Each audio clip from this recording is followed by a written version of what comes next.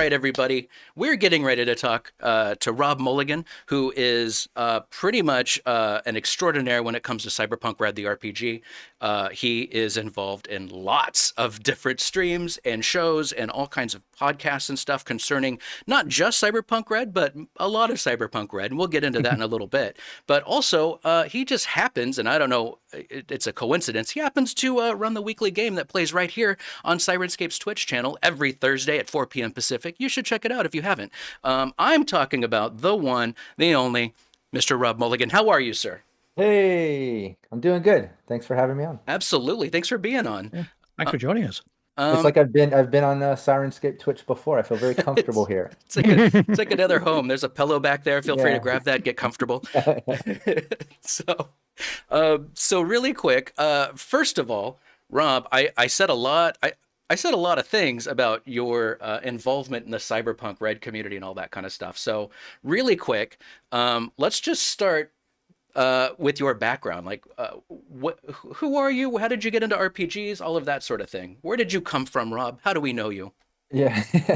Yeah, well, growing up I moved around a lot because of my dad's job and just got to meet a lot of cool people along the way. And when I was young, I met this guy Eric, who ended up being one of my best friends, and he introduced me to Advanced Dungeons and Dragons, the second edition.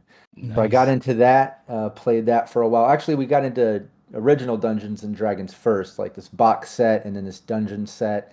I showed it off recently. I did an AMA on the Cyberpunk Uncensored Twitch.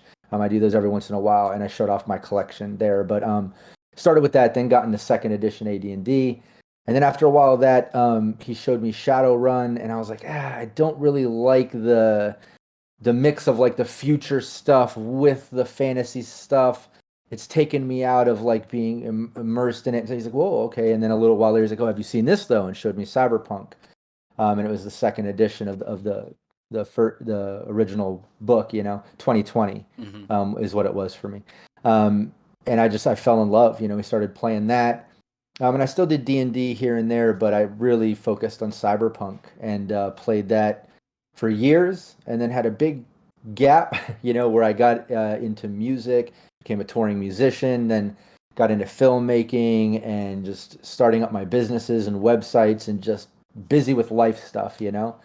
And then it was right before the quarantine, a little before that, I got into fifth edition. I saw that Mm. came out, and some local buddies got me into that, and I was like, oh shit, like I remember this. I was really enjoying it. I was like, man, whatever happened with Cyberpunk? And I looked up online. I was like, whoa, wait, there's a video game coming out, and wait, what's this? Red? They're making a new tabletop version since. Oh wow, okay, hold on a minute. So then I looked into that and got into the Jumpstart and started streaming 2020 Jumpstart mix of rules, kind of expanding the Jumpstart where I needed to with what I remembered from 2020. And then I saw some other streamers. The quarantine happened, so I started getting into streaming and getting online. And then I saw some other streamers talking about getting advanced copy of Red. And I was like, oh hell no, I need it. I need this. So I started messaging Jay Gray, and I was like, man, if there's any way possible, I was like, I stream it, I'll promote the shit out of RTG. I'm an old fan. I used to be I explained everything. And he just came back, oh, I'm sorry, we already, gave all these out months ago for play testing purposes. But, when it comes out, I'll keep you in mind for maybe advanced copies and things like that. And Nice. then like a couple days later, I woke up and there was a message on Twitter, like another reply, like, I spent some time checking you out and was impressed. Here's a copy of Red. Enjoy it. And I was like, oh shit. No So then way. like, yeah, so then I got into it. That's how I got into Red, and just started streaming that like crazy. And then since then, as you see, the brand has blown up. I started doing tutorial videos, interviews. I have all kinds of series like the Night City Live, the deep dive about all the roles, the GM Roundtable. I do a whole GM Tips series, which isn't just Cyberpunk, but general GM Tips too. And then through all those expansions, we started streaming other GMs, a bunch of free assets on our site, like all these just auto-fillable sheets and charts and things you can use, campaign builders. Um, and then ended up checking out Modifius, caught the eye of those people and saw some ads and reached out and was just like, oh man, I'm a fan of Dune. I love this Fallout vibe because of the whole post-apocalyptic kind of fits in with what I was digging out of Cyberpunk, pushes it even further into the post-apocalyptic realm. Um, so I started talking to Chris over there, and he was awesome. He was like, "Yeah, no problem. Let's get you hooked up. Start streaming when you can. Sending me books." Came on, did that interview on our channel not too long ago, and I fit right in. So I just love it. So we're currently, as you see, expanding. I'm running Fallout for Mad Queen on her YouTube every Friday at noon Pacific Standard. And then we got every Tuesday on our channel, Cyberpunk Uncensored, a Fallout going with Brandon is running that. I'm actually getting to just play on that one. And Yeah. Steve introduced me to Brandon. So that's cool. And then we're going to be starting up Dune bi-monthly here in a few weeks, maybe about a month. And Phil from Roll the Cast will be playing with me on that, who also plays in the Sirenscape Weekly. And I think Nora is going to come play, who I met through Realm Smith. But yeah, and then I'm still running, the weekly Sirenscape for Cyberpunk RED, and then I've got 2 monthlies I'm running on our channel for Cyberpunk RED. So lots of gameplay still going on. Just all over the place. Oh yeah.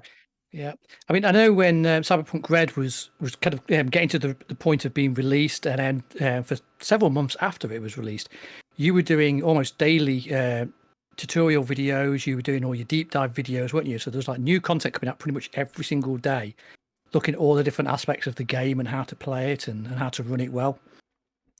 Oh yeah. So, and that was on top of the games that you were also running.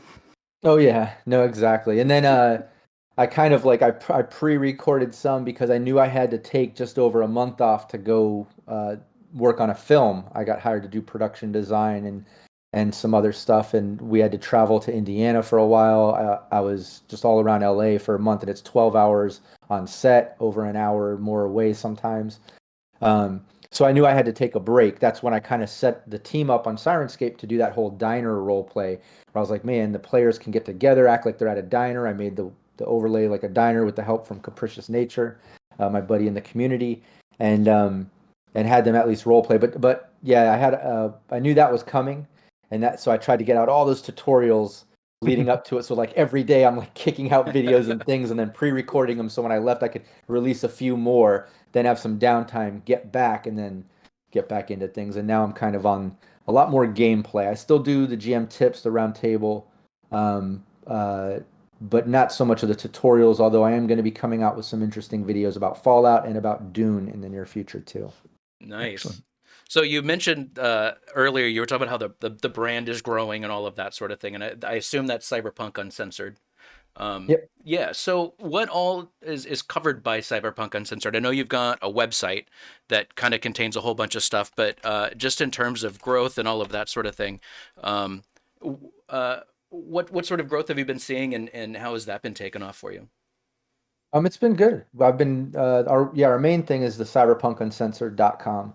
That's where I have all the links to all of our everything we have going on pretty much, and all the free assets are there. We have a blog where different people from our community have joined up, and they just we feed it with free assets and all kinds of cool stuff.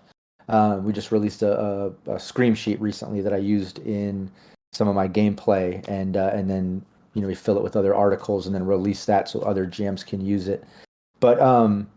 But yeah, we've the Twitch has been growing. We're close to making partnership. The YouTube has been growing. We're up to I don't know a couple thousand subscribers, almost 3.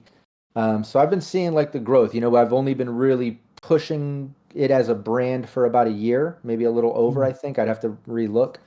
But like everything I do, I hit the ground running. You know how like we always joke about I don't sleep and shit like that. So like, you know what I mean? I'm constantly promoting and creating content and expanding. That's the other thing is, I think what's helped my brand is I didn't create it just to be like GM Rob Mulligan, like me. I created it to be a little bit bigger than that. And that's even why I made it Cyberpunk Uncensored, because I knew like the Uncensored had nothing to do with like say and do whatever you want. It had to do with like no gatekeeper vibes under this brand. I don't care if we talk about 2020, Cyber Generation, Red, the video game, artwork, books, movies, TV series, the culture in real life cyberpunk, as long as we don't get too political and things like that. Like, I don't want to push it too far, but tech and stuff, like anything that has to do with like that dystopian dark future. As you see, I even push it as far as Fallout and that post-apocalyptic, like, like I'll even go as far as out to that end of the spectrum. Dune is a bit more sci-fi, obviously, with how far ahead that is. But that was the idea with, Uncensored. And when I started it, it was like, man, I like I said, I didn't want to just make it my name. I wanted to make it more with that in mind. And then when I started meeting all the cool GMs and people that started contributing, I was like, oh shit, let me just quickly, make a team, give all these other people, free reign to stream, contribute ideas. And it's just been awesome. We've been expanding. You see in most of my streams, I involve the chat. Not, not a lot of other streamers were doing that because I was a fan. I was watching other gameplay and stuff, all the way up until I started going hardcore. Now I still watch other gameplay. I just don't have time as much. But one thing I really disliked is when I would watch live gameplay and I would put something in chat or like think I'm interacting and then never get a fucking reply or a shout out during the live stream. Maybe a type chat eventually, but nothing. And I would just be like, I want to feel like I'm with it, I'm part of it. Yeah. So whenever I do my streams, I'm like, hey, I check in on chat. I don't do it to the point where it pulls out of the gameplay or makes it, hard to be immersed in what's going on. But I absolutely incorporate like ideas from it. I let them, join in on it. I encourage the players as well. I even have on Twitch, you can spend your bits or whatever, those little coins, to buy a +2 for your player's next roll. So like, that's been another big part of expanding the brand. And I personally love that idea because that's actually saved me multiple times in the game that you run for me. So I'm really glad for that +2. But it's awesome as well that you have so many members of the community are now actually getting actively involved in running games and in, like you mentioned the scream sheets earlier. Capricious Nature's here now, and I know he's been heavily involved in that. He's got his weekly game going now too. He finally got into GMing and streaming. It was his first time getting into it, but he's running a campaign every Saturday with us. And correct me if I'm wrong in the chat. I believe it's 5 p.m. I know we had to shift it because of my gameplay last week a little bit. But luckily, we're all friends. We all play in each other's games and everything, so it was easy to shift around and still tune in. But every Saturday he's running one called Cyberpunk Goes Nomad, and it's like an all nomad team. It's all nice. Set out in the Badlands. It's really cool. That's awesome. So then you mentioned, so now you mentioned Fallout, and then you mentioned Dune because you've got games for those coming up, and I'm kind of seeing a pattern with what you're a fan of. You've got some sci-fi in there. You've got a little bit of a dystopian thing. You've got a planet or a world or an environment that is in some sort of chaos and that kind of thing. Is there are there other things that are outside of that you're just as passionate about, or does that tend to stick with where you go? That's kind of where I'm at with the gameplay. I still have a place in my heart for D&D. Like I'll probably still jump into some 5th edition in the future sometime. I don't know, but yeah, I really like where I am in the role playing world building realm or whatever. Like my personal spectrum within that role playing world or whatever. Having Cyberpunk and Fallout and Dune. There's a couple others that I've been looking at. But I don't know yet. I don't want to say anything, but it's all but it's still, it's all within that sort of dystopian future sort of vibe, Do you still picture putting all of that, like if, depending, if you start going along the same lines with the Fallout stuff and with Dune and all of those, do you find more of that stuff falling under the Cyberpunk brand, under the Cyberpunk Uncensored brand, or do you see that branching out into to other avenues, I guess you'd say? I see it under the same brand. And I've been debating on that too. I've been just bouncing in my head, like, I understand what I mean by uncensored with Cyberpunk Uncensored, but even when I was just doing Cyberpunk gameplay, once in a while, I would have to explain it to somebody, or somebody would troll something in a post and then be like, oh, I thought this was uncensored. Like not getting it. No, that doesn't mean you can be a dick. Yeah. That doesn't mean be a fucking troll, like be cool, like, but anyway, so like I've always been debating on the name, Mm, because I'm tired of explaining it to the few. Yeah, I think a lot of people get it. yeah. But now with the expansions, especially, like I get it. I know it's cyberpunk as a genre, as a total, not necessarily a specific game. But within that, there, it's pushing the boundaries when you start getting into, beyond post-apocalyptic and you get into the sci-fi realm of Dune when you start involving, and even in Fallout when you start involving things like ghouls and super mutants, or Mhm. in Dune with big sandworms and other planets and space travel. You start pushing the sci-fi. So I've been debating on it. Mm. It sits well with me. I Yeah. understand it. But I've been thinking like, man, maybe there'll be a brand rehaul here, maybe a new name or something. I don't know. I don't know yet. I'm still debating it in my own head. Yeah, yeah, Mm. interesting. Yeah, I mean, the thing is I like the name, but I can see how people Yeah. that are aiming to troll or aiming to be dicks, I can Yeah, yeah. see, having to deal with that a little bit. But honestly, since you've joined our channel, and this is 100% true because, I'm kind of the channel producer for Sirenscape. So we've had to work together a lot. And also I'm always in the stream. I'm always in the chat for the streams. I gotta say, the community that you've brought to our channel has been top drawer. Like they are just amazing folks, Definitely. and it's been so awesome. And a lot of them are here right now, and it's been such a cool vibe during those streams, and it's been so much fun to jump in and chat with people and getting to know them a little bit more. And also our community that we had blending in with that too, and seeing people like Lone Jedi and stuff that are always going to be there and all that. It's been a blast to see it coming together nicely, so Oh yeah.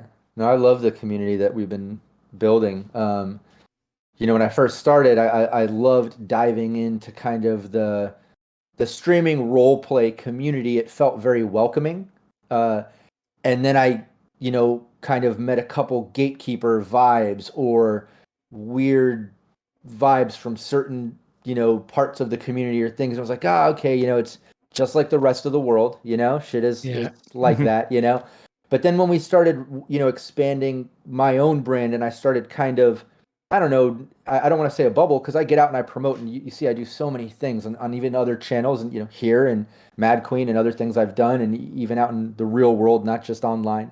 But but when I started making my own brand, kind of my own world within the world, mhm. it was like, man, like now it's like, the people I chill around are the people I let in. I don't have to deal, I don't have to deal with trolls in this world because they can get the boot, they can kick rocks Yeah. and shit, they'll get the ban hammer, and I've got enough good mods in the community and friends and stuff. It's like I feel safe, and the community is great. There's no social injustices and bullshit that go on, in our Discord or any of our groups or online communities. And like I said, we have a huge team of great GMs and players and people that create everything from, books to maps to clothing. Mhm. Cyberfight Clothing is one of the sponsors, just like Sirenscape, creating sound assets, and Lion Mhm. Banner Games with the animated maps. And like, I don't know, I feel like, really proud of the brand, but almost like, I don't know if proud's the right word. The other part of it is like I feel like God, so honored like to be part of it, even though like I created it, like I feel honored to be part of something that kind of, I don't know, took on its own momentum. It has its own Yeah. fucking legs now, and like I love it. Yeah, And yeah. it's Kitty. great. It's great as well that you're working with other groups now. I mean, obviously, you've already mentioned Mad Queen earlier, and you mentioned Brandon. Obviously, Brandon is a good friend of ours from Realmsmith, who kind of you first met him actually through the Don't Have a Car Man. But obviously now you're playing games with him. He's running a game for you. Yeah. So it's great that like the Cyberpunk Uncensored is still a very strong brand, but you're also now kind of mixing with other groups, and like I said, that the community is just all blending together and it's just becoming one big Oh gaming yeah. community, which is fantastic No, and and exactly what look, it should be. yeah, and look at the gameplays that we do. Like even on the Sirenscape Weekly, we have Phil and Ellen from Roll to Cast. We have Yeah, Rock Knight Fox. On my monthlies, I've got Simon, who's Wandering DM. I've got Greg from How to Drink, Sean from Roll to Cast. You're playing on one of the monthlies with Roten and Tarabella, who's a pondsmith, Cody's wife. So we have a great mix of like what I consider like community royalty, or at least like people that have like contributed awesome shit or are really cool people. And like I feel like, man, I'm only playing with awesome people right now. I feel really good about it. Definitely. Well, and that kind of leads me into the next thing that I kind of wanted to chat about. Speaking of playing games with awesome people, you for the last few weeks, 9 weeks, something like that. There's a little break in there, but you guys have been doing Cyberpunk RED live play, actual play on this channel right now, called "Don't Have a Cow." So let's talk a little bit about how that story started in your brain, and we'll get into the recap of the story in a little bit. If you haven't been following along, which all of you have in this chat, but maybe if someone's watching this on YouTube later, maybe you don't know the story. So we'll get into that. But when did that whole thing start to take shape in your brain, and when did it actually start to be like, okay, this is what I'm gonna do? Um, it was like we streamed at 4 p.m., so it was like 3 p.m. on a Thursday. No, I'm kidding. Like an hour before stream. No. No, Uh, joking aside, that you have, I mean, I know we've talked about this before, that you're not somebody who has big volumes of notes. You like to try and keep things as right. streamlined and fluid as possible, don't you? So you've always been a GM that kind of that reacts to the players and Yeah, yeah. No, most definitely. I'll keep very, very loose notes. It'll be like an outline. I might write out some dialogue, but as you know, like when you're playing, especially streaming, you're not going to read the entire thing. You're kind of taking parts. So, yeah, very loose. That way there can be absolute free, like, player agency going on in a free open world. But in cases like this, or like in any of my gameplay, I at least map out the main campaign idea. And like the Syrinscape is ongoing. So I made that clear in the recap, and I want to make that clear now. Anybody watching, like, it is ongoing, so it's not gonna all of a sudden stop when, the have a cow, don't have a cow campaign comes to an end. That will have some rewards and repercussions, and that might carry on a weird side arc. But I do have another campaign planned that might take us out of the Badlands and off the land. I'm Oh, not going to say where or what, but something might happen along those exciting. lines. If anybody watched our session 0, you might kind of know which one of the players might involve something off land. But if you haven't, watch session 0. It's on the Sirenscape YouTube. But yeah, basically, that campaign idea came after I talked to you guys. I think I can't remember. I think it was Steve. We were talking all the time because of doing the gameplay, and you mentioned about maybe doing this game after the first one that you guys were doing and streaming, and then I was talking with Dan. And it was right after that. I was like, all right, let me think of a creative idea. If you've seen any of my gameplay, whether the monthly, any of the weeklies that I've ran in the past, like I always like to make the campaigns have some type of plot twist or an interesting, I don't know, twist or surprise ending along with the options.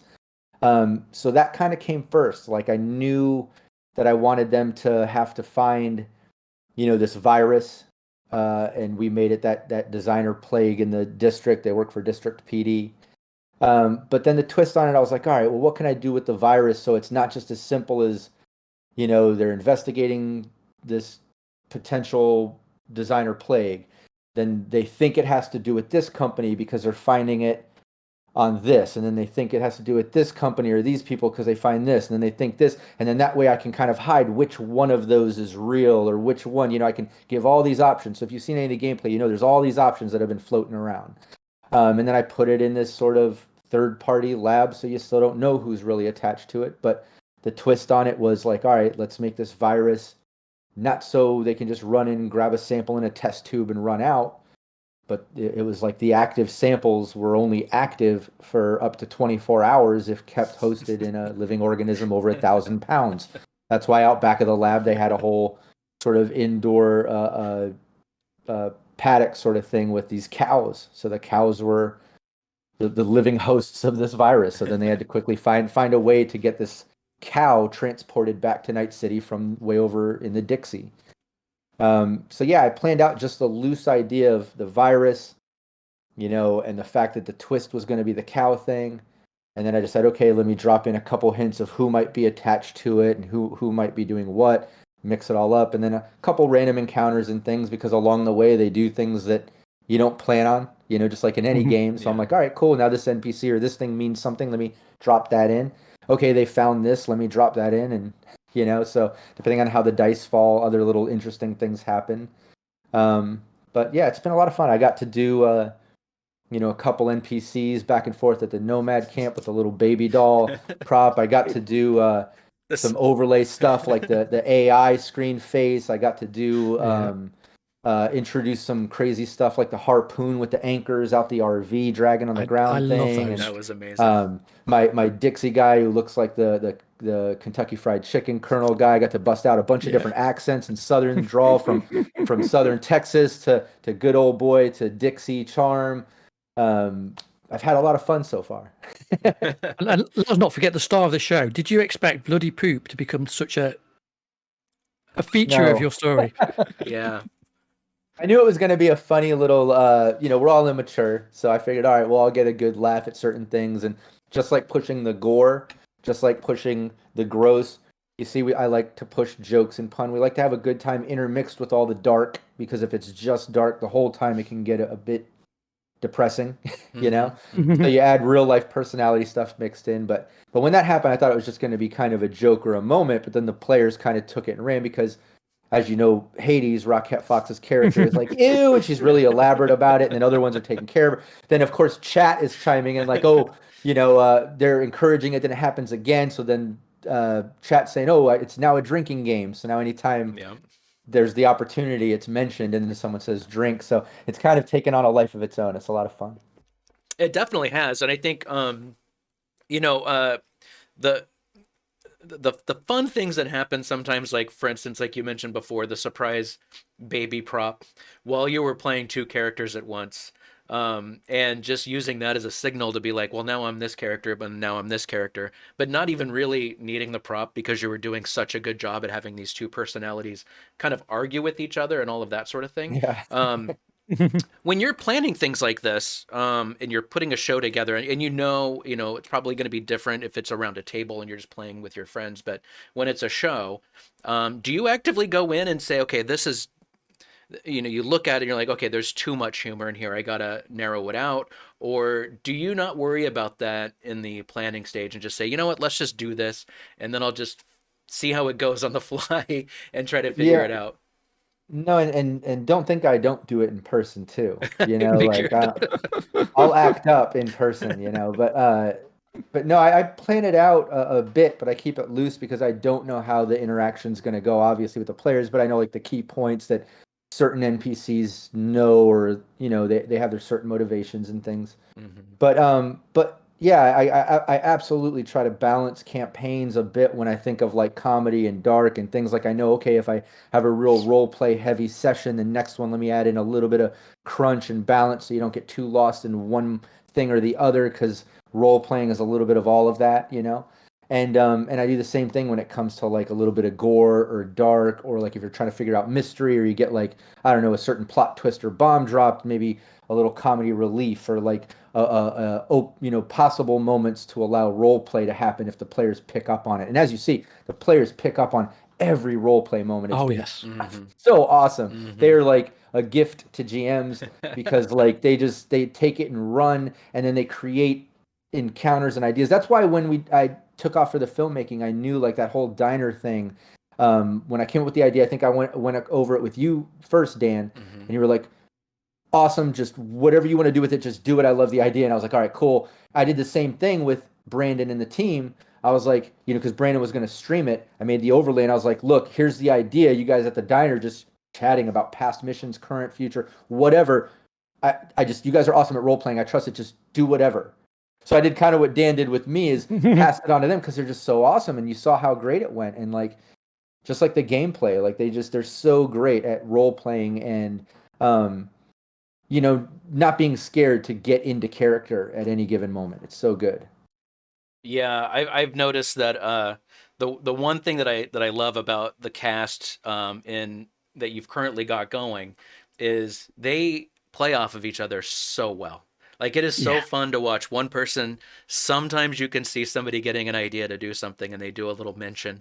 And then it's like everybody clicks into place and they're like, okay, we know exactly where we're going to go with this thing now. And it's fun to watch that play out, and you can kind of watch them. These are the steps we want to take, and it's all on the fly. None of it's like prepared or anything like that, but they're just Right. so intuitive with each other. What So when it comes to a cast, What are, aside from, having a cast that is very intuitive of what you're trying to do and stuff like that, what are some of the other traits that you look for in trying to put together a cast? Because I got to say, you did an amazing job on this. The cast is amazing. So, what are you looking for when you do that sort of thing? Um, First, I like to find people that, like to act and role play. Mm. Whether they're a streamer or not didn't really matter. I think we put out applications that we all went over. And the main thing was like, upload a link to you role playing or acting. If you don't have any examples of streaming, just shoot a quick video on your cell phone of you acting in character Mhm. or a role or something. Mm. I just want to see that like you're not too shy to get into character and that you enjoy it, like that's fun to you, because that's what it's all about. Like you have to have fun. And what makes a great stream and great team is like when they can get into character, because then the rest of the team feels more like it's real. You get immersed in that world, and then anybody watching is more entertained. You don't want to just watch people talking it.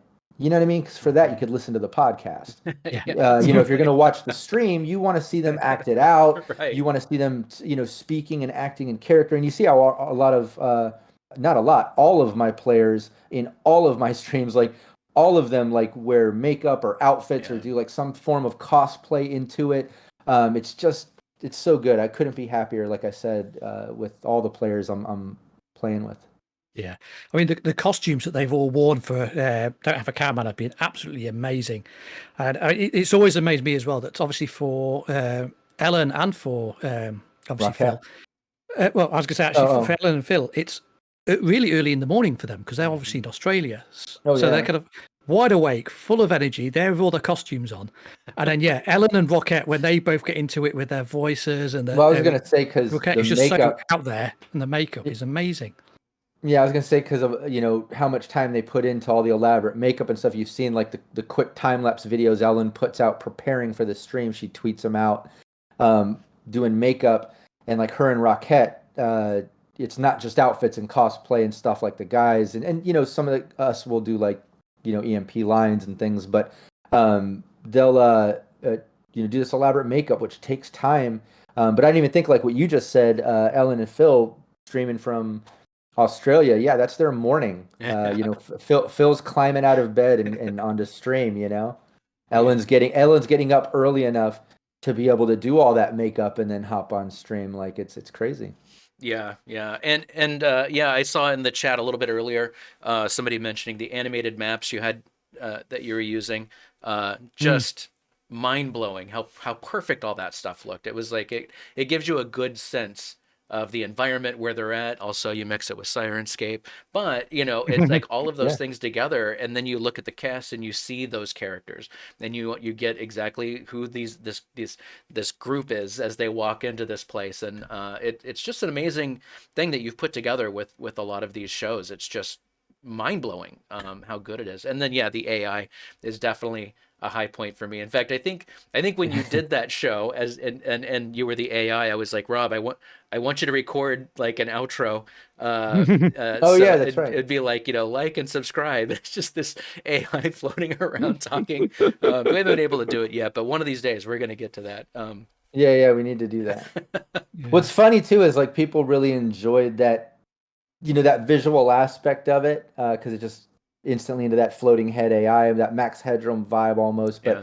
but for me, I enjoyed more so just doing that cheesy, super fucking annoying when you call customer service and get that automated, like punch in your code or say yes or no, and then you're saying yes, and it's like, I'm sorry, I didn't get that. Let's try again. And it just keeps like on that loop, and you're like, So oh my god. annoying.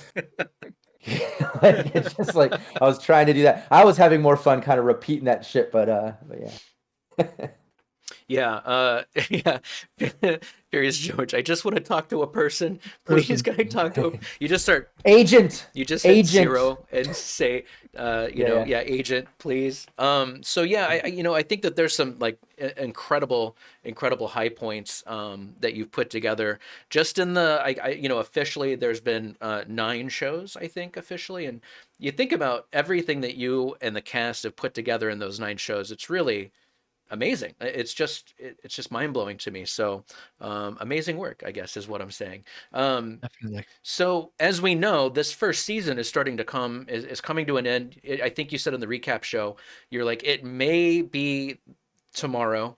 It might actually go to the next one because it's hard to plan with that much precision Right. what's going to happen. But after that, you've got some ideas for a break, but not really a break. But there still be content, but maybe not like season two or whatever we're calling it. That kind of thing.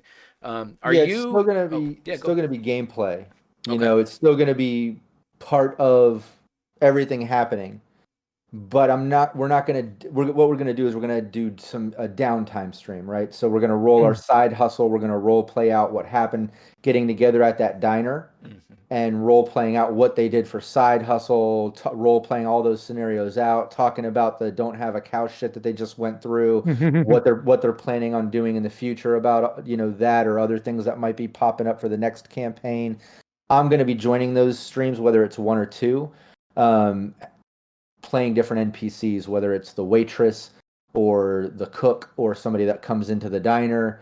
I'll also be kind of directing the players with certain things. So just doing GM stuff, but no crunch, just full on role play, but still a full session. Hmm. That'll be one or two, and then we'll get into the next, big campaign that'll be similar to Don't Have a Cow. But yeah, the current one at like you're right. I can't say it's going to end tomorrow, because you never know how the dice are going to fall. You never know Yeah. what decisions the players are going to make. But they're super close. They were at the night market. They were really close to trying to get that Nomad vehicle one way or another. They have options. Um, if they can get that back to the Nomads, they get the trailer to get the cow back, and they're just like over a day away at that point from where they're at. If no more sticky situations happen, depending on dice, they could end up back in Night City tomorrow and getting the cow as evidence. I know Nash had the meeting in the morning with the council. He was going to kind of uh, uh, open everything up to the council and explain everything that he's been doing and what the team has evidence, and they're on the way back. He's hoping they can get there in the morning or shortly after or before for that meeting. But so as you see, it could come to a head tomorrow. Let's hope it all goes smooth and goes that awesome. But you never know. Could be another session after that, depending on how shit goes down. Yeah. This is Cyberpunk. It never goes smooth. Right. Cool. So then basically what people can expect is not really a break in content, but a break in a season to the next season kind of thing. But Exactly. you've got stuff going, like the team is ready to go with new stuff for the foreseeable future. That's awesome. I mean, I know that you talked earlier that you're, in film and that kind of thing, and that was part of the reason why you had to take a break, was that you were working on a movie and stuff like that. So I mean, those things are going to happen no matter what with anybody. Like I know, people just get sick sometimes, or people have another job to do and stuff like that. So I think that so far the role play sessions that kind of came out that you came up with to fill in that month where you were going to be gone kind of sets up a good precedence for gap filling. It's kind of like Yeah. we get a chance to recharge, and it's not just some half-assed thing that you're going to throw on the schedule. It's genuinely entertaining. So Oh, oh hell yeah. yeah. And they really did take on a life of their own. I know when Brandon did was talking about the first one, it was kind of he was going to try it out, see how it went. But afterwards, they thoroughly loved it to the point that Oh he's kind yeah. of actually now really, really keen to get them all to do some little voice pieces so we can actually put those characters and their voices into some of the sound sets. Yeah. And he absolutely thoroughly loved that. And I know all the other players have said the same thing. They enjoyed it so much more than they thought they would. Oh yeah. And it's a great way, like you say, just every so often, just to break the pace and just do a couple of RP sessions where just go and have breakfast. Yeah, and since then, I've actually seen a couple other streamers out there do something similar. So it's kind of cool. I think I might have started a little something there, just like the interactive chat thing. But yeah, you saw in the private chat with the team after that first one, where everyone was like excited about it. They're like, oh, I think this is cool. This is awesome. I think we might do this. After that first one, they were all in the chat, kind of like, oh, what about this for the next one? What about this idea, that idea? And like everyone was like so hype about it because it is a lot of fucking fun, and Yeah. it's so cool to watch too, because it's like you're basically seeing these characters for the whole time. Like they almost don't break character. It's like at the beginning, and then like they're in character, and then it's like then they break out just to say bye. But it's like for the most part, you're seeing a full role play session for that entire stream. It's awesome. Yeah, yeah, it led to its own jokes, like, Oh yeah. Rush not getting food, and all of that sort of thing. Like, those are enduring things that people they keep referring back to and keep coming up. So, um, yeah, is there? Oh, hang on, there we go. Is there anything? I hit the wrong banner there. Is there anything that you can tell us about the upcoming season that you want that maybe is like an insider thing or any kind of more info that you might be able to give, or are you kind of keep it under the blanket for right now?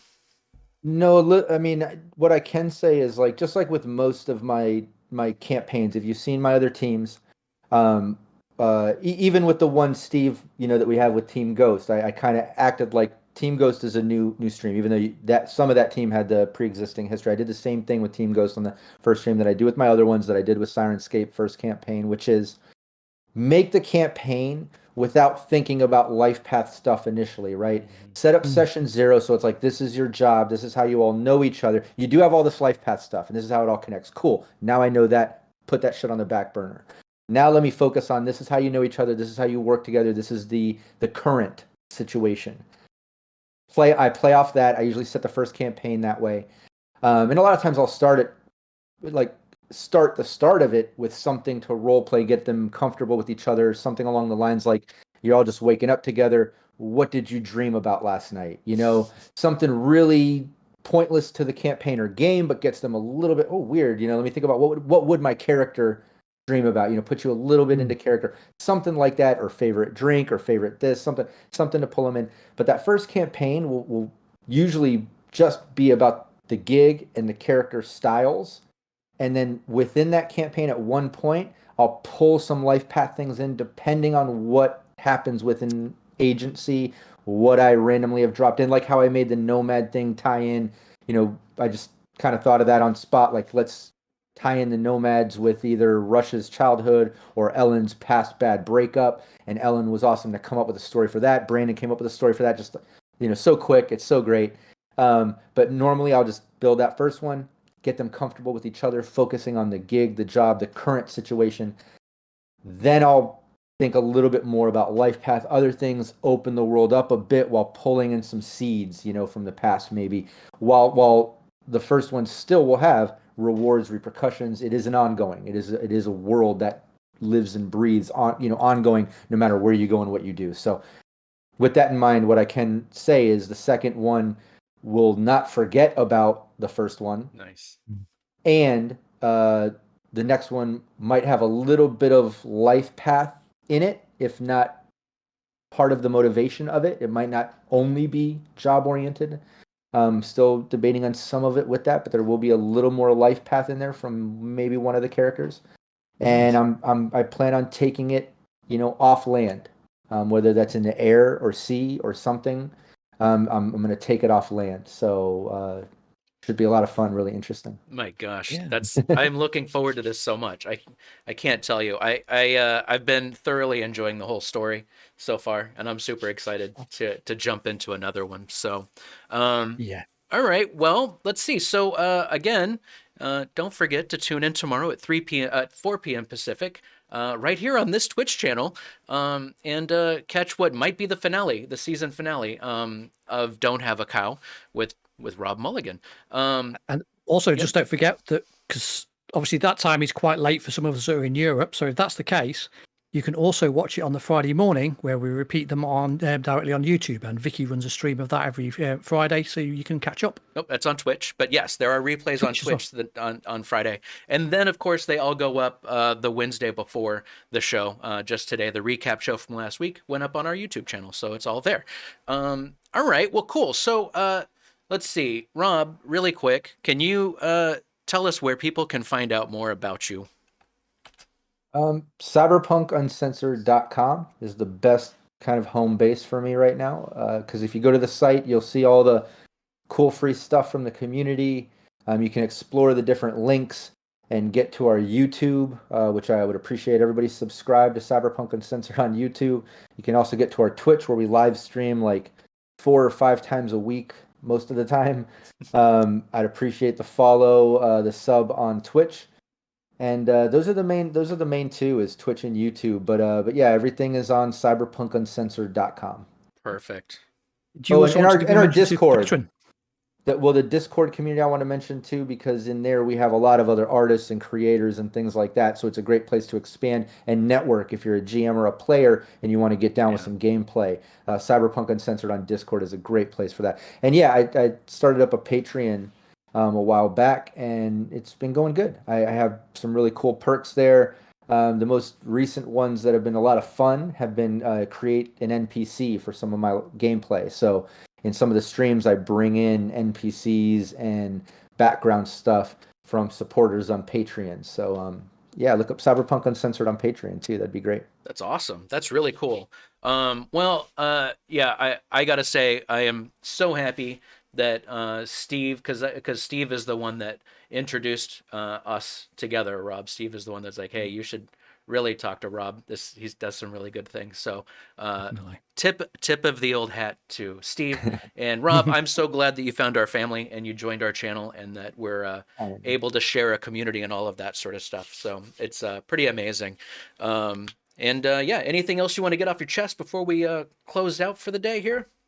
No, just thanks for having me. Thanks for having me on, and thanks for making me part of the family. You just mentioned that, and from day one, you guys have had my back with streaming and sponsorship, and just I feel like you guys saw the same vision that I saw in what could be before it was even happening, and you didn't wait for it to happen to like, oh, let's see if this guy can prove the things he's trying to do or whatever. Like, you guys just had my back and jumped on board, and I feel like that helped me springboard my plans and made things happen that much faster and expand exponentially. And I'm really appreciative of that. So I just want to say thank you guys so much for making me part of the family, and I hope everybody watching subscribes and follows to Syrinscape on both YouTube and Twitch. Awesome, thank you. That would be great. And hi to Val, who's just joined us in chat as well. Oh yeah, my beautiful wife. Val's been here since she was one of the first people to hop in. Yeah, she's just been lurking. Yeah, well, Rob, thank you so much for taking the time to chat with us. I'm super excited about the show tomorrow, and yeah, I can't wait to see how everything plays out. Oh yeah. Oh, and one last thing. Okay. This evening at I think at like 7 p.m. I'm going to a pre-screening of Dune. Not the full film, but I am going to see an extended new unreleased trailer, something along those lines. And I believe like the first 10 minutes of the film or some big teaser thing or something. So I'm going to check that out. And then I might post a little short on the Cyberpunk Uncensored YouTube later, just talking about it. So anybody watching that's interested in that, check out the Cyberpunk Uncensored YouTube to get an update about that tonight. I will definitely check that out. I am excited. All right, well, cool. Yeah, that's all we got. So, Rob, thank you so much for joining us. Steve, thank you for being a part of this as always. Yeah, if you need anything more info for Rob, there are going to be links. There's links in the chat. There's going to be links in the description down below. So check those out. And yeah, until then, everybody have a good week, and we'll talk to you soon. Bye. Have a great week all. Bye.